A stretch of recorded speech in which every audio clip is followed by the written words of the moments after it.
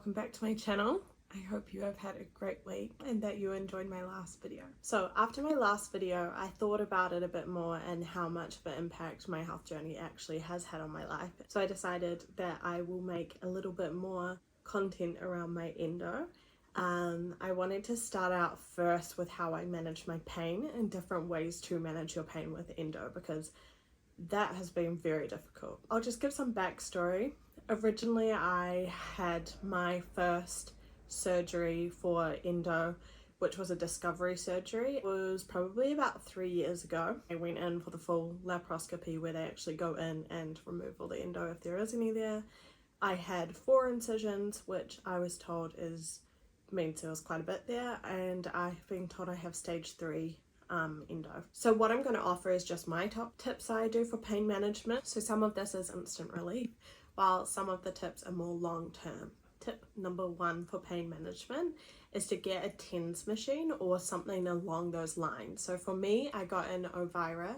I actually have lost it at the moment, which is terrible timing. This was really good for me when I recently had surgery and I still had the little baby cramp. So I was using this not straight after my surgery, but later on down the line, and I was still getting a little discomfort. So how the Ovira works, and other TENS machines are quite similar, is you place these pads on, you can put it wherever you want. So some people use it on their back if they've got really bad cramps in their back, but I just put it on kind of where I would expect my ovaries to be. And then I clip the little clipper thing onto my waistband of my pants, or even underwear, or in your pocket if you can. So what these TENS machines do is they shoot out little zaps of electricity, which sounds very scary and it's not at all. The pulses essentially overload your nerves so that your brain doesn't pick up on the pain signals that are going. So this has been really good for me when I'm having light cramping and it's like not gone into a full flare up yet, but I just kind of can't have a day of full cramps. If I have any busy days and I just know, oh, I'm feeling a little something and I can't deal with that right now, I will put my Ovira on, and it means that it kind of stops it in its tracks. The one thing is, so with these TENS machines, I find if I'm using them for any longer than about an hour, it starts to itch. I think it's just because my nerves are like, what is happening? It can kind of feel like little tiny pinpricks if you put it up too high. So I normally start in the lower setting and then just work my way up instead of going straight to the higher setting. But these are great because you can just clip them on, no one knows about them. So if you are someone who doesn't like to be on painkillers, these can kind of stop your cramps when they're small. Bigger than like a 2 or 3, I don't like to use this just because I like something that's comforting for pain, whereas Ovira and TENS machines I don't find very comforting. My second tip would be kind of something along the lines of Ovira. This is what I reach for when I feel discomfort that is higher than a maybe 3 on the pain scale, and what I normally reach for is any type of heat. So I have had before those wraparound wheat packs, which are great, but I have a very bad tendency of burning them, and I have destroyed a microwave before by doing that. During my surgery, when I felt so uncomfortable, I just wrapped one around my waist because I didn't want to have to hold it there all day. Otherwise, I quite like hot water bottles. The only thing I would recommend is to get a hot water bottle cover, because if you're anything like me, when you're in a severe amount of pain, you just want the pain to stop. And for me, that often means burning my skin. I have my mum knit me little homemade pouches that my hot water bottles go in. I don't have one on me now because my last one got so manky I used it all the time. And why I also like hot water bottles more than wheat packs sometimes is I find wheat packs get cold really fast, whereas hot water bottles tend to stay warmer longer. Tip number 3, which is very similar to that tip, is electric heating pad. I have a chronic pain friend at work and she has shown me all sorts of different devices, and they can be really, really expensive. Apart from one day, she gave me this heated pad blanket thing that I put on my pelvis, and it was so nice. Those are great if you want to spend money, go for it. But what I use, it's cheap, okay? It's like a little belt. You put a little battery pack in it, which is weird and I feel kind of scared of that, but it's because it needs to be constantly plugged in to actually do work, which is kind of annoying. Keep that battery pack in there.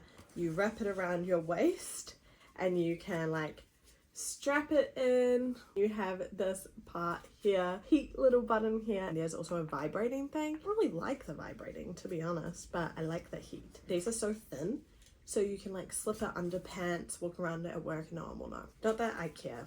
I literally walk around with a hot water bottle, and I challenge people to ask me what am I doing? So anyway, these are good. I prefer hot water bottles, but something like this that you can walk around with and gives you comfort is also pretty good. Tip number 4 is peppermint tea, and I've put down peppermint tea, but what I really mean is anything that helps you with bloating. So for me, that was diet changes. I have to really be careful with what I'm doing with drinking, especially any more than 1 glass of red wine is going to cause a flare-up. I have to be very careful of gluten, and I don't eat red meat, and that's more just because I've heard there's so many things that you're meant to like avoid diet-wise if you have endo, but I'm not the perfect girl, and I do not do all the things. I've been told in the past to avoid dairy, gluten, alcohol, sugar, meat, red meat, sorry, anything that's yum. I've been told to avoid. So I pick and choose. I try to avoid gluten. I don't eat red meat, and I really like pick and choose when I drink. But I could be better. I definitely could be better. In saying that, what I like to do is have a peppermint tea whenever I start feeling a lot of pressure on my abdomen. It's like, okay, peppermint tea time 100%, because that will just help you with your bloating, especially if you get surgery and there's like this gas buildup that you feel in your shoulders and you just feel really awful. Peppermint tea, I love it. I also find it really soothing and relaxing. So like a bath with peppermint tea and a book is like, so that was a little bit of a weird one, but peppermint tea is not going to cure your endo, but it can help with the discomfort sometimes. Just getting all that bloating out, you know. Tip number 5 is another weird one. I think this might be kind of niche to me because I have heard people wanting the exact opposite of this. But before my surgery, I brought so many pairs of high-waisted underwear that comes up to like above your belly button. And those were a lifesaver. You have pressure on your belly, but like enough where it feels secure and like stable. I don't know how to explain it, but it's just so comforting to have this pressure there. And they're not the prettiest undies.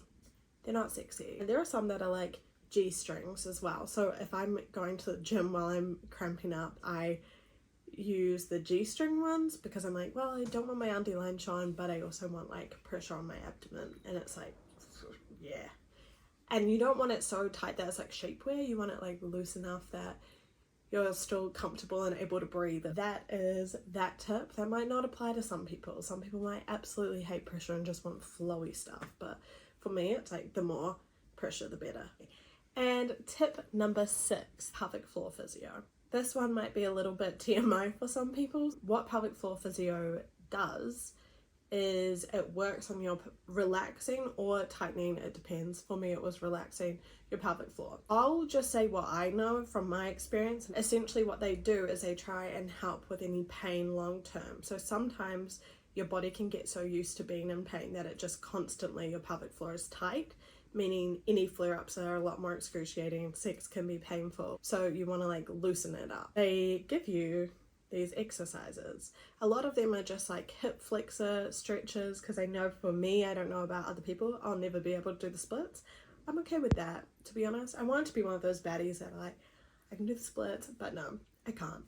And that is because every time that I do my stretches, whatever, I start slowly getting more and more flexible, then my cramps come, my pelvic floor goes woof, and my hips go woof, and then my hip flexors are like, no, we can't move.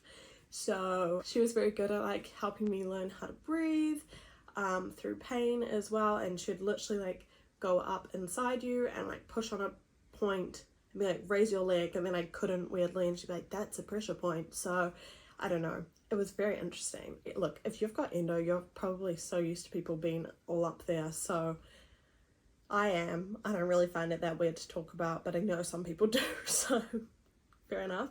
But she also gave me like glass dilators, which I still have them. I don't know if I'm meant to give those back. Anyway, they give you glass dilators if you do have issues with sex. You're meant to like put them in every night and do some breathing, and maybe like if you do have a really sore pressure point, you push down on that point and do breathing. And so your muscles learn to like relax around that one, and then you go up in sizes. For me, this worked pretty well. She kind of sorted me out. Tip number 7. So this one is a little bit random as well. When I was in my desperation stage of trying to work out what's wrong with me, I was going to Western medicine people, and I was also going to a Chinese herbalist. She gave me herbs, which helped kind of, but often she'd be like, I can't help you until you stop doing the Western stuff. So what I ended up only going to her for really was like acupuncture and cupping. And this is because I would hold so much tension in my back or my neck from being in pain constantly. I also had this weird experience where I did blood cupping, and that was because my hormones were so weird that I was getting spots all over my back, and she was like, the only way to do this is bleed it out. And then she would like put the cup on and it would suck up the blood. If it is like red and like flowy and like that's good. If it's like goopy, like clotted blood, that's like no, bad. And mine was gloopy, clotted blood. The cupping definitely did help with the tension in my back from being in a constant state of cramping, and the acupuncture did help as well. I would always get like really bad night sweats, still get really bad night sweats. I don't know about you. I might do another video on just like all my really gross little side effects that my partner puts up with. You know, when you're like little and you're like, oh my god, farting in front of a boy is so embarrassing. Like, I've literally drenched a bed that my partner sleeps in with my sweat because of pain. And he's all good with it. So where was I? So acupuncture can help. I also had trouble getting to sleep and everything, so I should do like little acupuncture here. To be honest, I never walked away from these appointments being like cured, but it definitely helped with like the other stuff that endo can keep up with. So that was good. 8 is the obvious: pain management, pain meds. I don't want to go all feminist, but I will. So like trigger warning, complaining. I have this theory that is proven that men often get given good painkillers over women because we're like hysterical. So it's like, don't give codeine to the girl whose uterus is like prolapsed, but you can give codeine to the guy who's like sprained his ankle. Okay, before speaking about any painkillers, I'm not going to say any names of brands just because I don't know enough. I'm not a doctor. I don't want to put out any bad information. I've gone to my doctor and I've said I want something specific that like cuts through Panadol and stuff, because that isn't even touching the surface. And then now I have those, which can obviously be very helpful. I'm pretty careful about when I take them just because I don't want to like build a tolerance and not be able to use them when I actually need them. And they're nothing insane, it just like takes the edge off if I really need them. Number 9 is surgery. I just want to say that when I got surgery, I got told I was never going to need to have surgery again after this. Fast forward, I'm already looking at my next surgery, so that's only been about 2 years. I am gonna say though, it did really help. So essentially what happens is they go in and they take all of the endo out that they can see. They did that for me, but obviously they can't get every single piece out because it can go all the way up to your brain, or you got issues up here, so we want to leave that alone, and it goes all the way down to your toes. So it's obviously hard, and also you don't know how your body's going to react. So I have this book that I absolutely love by this girl called Erin, Endo Unfiltered, and she says in it, at the end, like while she's waiting for another surgery, she learns that surgery can actually make it worse. There's new research coming out.